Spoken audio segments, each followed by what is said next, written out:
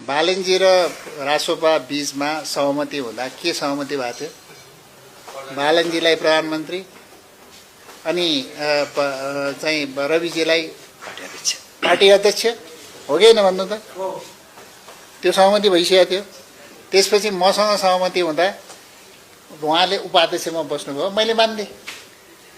म पनि एउटा चाहिँ क्यान्डिडेट त होला नि त, तर मैले त उपाध्यक्ष पनि मानेर गएको हो नि त।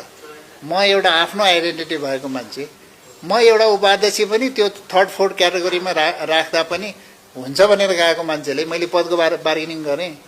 केन्द्रीय सदस्य चाहिँ 30% दिन्छु भन्नुभएको थियो, पछि चाहिँ 12 जना दिन्छु भन्नु, त्यो पनि हुन्छ भन्ने होइन।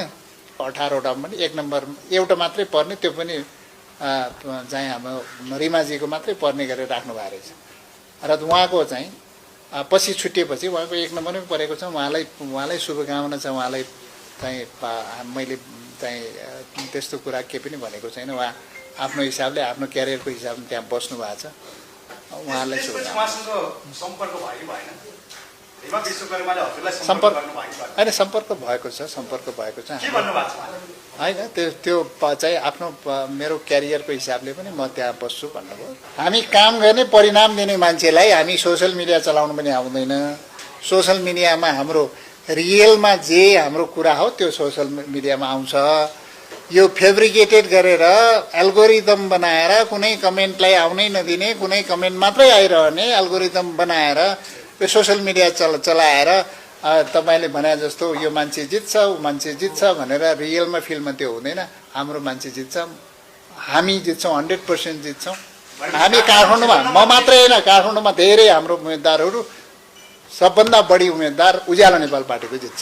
1 नम्बरको समानुपातिकमा यतापट्टि उज्यालो नेपाल पार्टीको चाहिँ समानुपातिक सूचीमा पनि उहाँ 1 नम्बरमै हुनुहुन्थ्यो, दलित कोटाबाट, महिला कोटाबाट होइन। र त्यहाँ पनि हामीले राख्ने बेलामा उहाँको मात्रै 1 नम्बरमा परेको रहेछ। अरू जति कोही पनि नपर्ने गरेर राख्नु भएको छ। 18वटा हामीलाई कोटा दिनुभएको थियो। अब पहिला 30% भनेको थियो। देशभरिको 1 नम्बरको पार्टी भन्दिनँ, काठमाडौँमा हामी 1 नम्बरको पार्टी भन्नु। हामी छलफल गर्न जुनसुकै बहसमा बस्न हामी त सधैँ तयार छौँ नि होइन। हामी एउटा आफ्नो पहिचान बोकेर आएको, एउटा स्पष्ट दृष्टिकोण बोकेर आएको, एउटा भिजन लिएर आएको, एउटा कार्यान्वयन क्षमता बोकेर आएको, यो देशलाई हामी कहाँ लान्छौँ भनेर एउटा भिजनसहित आएको पार्टीले, नेतृत्वले बहसबाट भाग्ने त हाम्रो चाहिँ कुनै उद्देश्य नै हुँदैन नि। हामी त जुनसुकै बहसमा हामी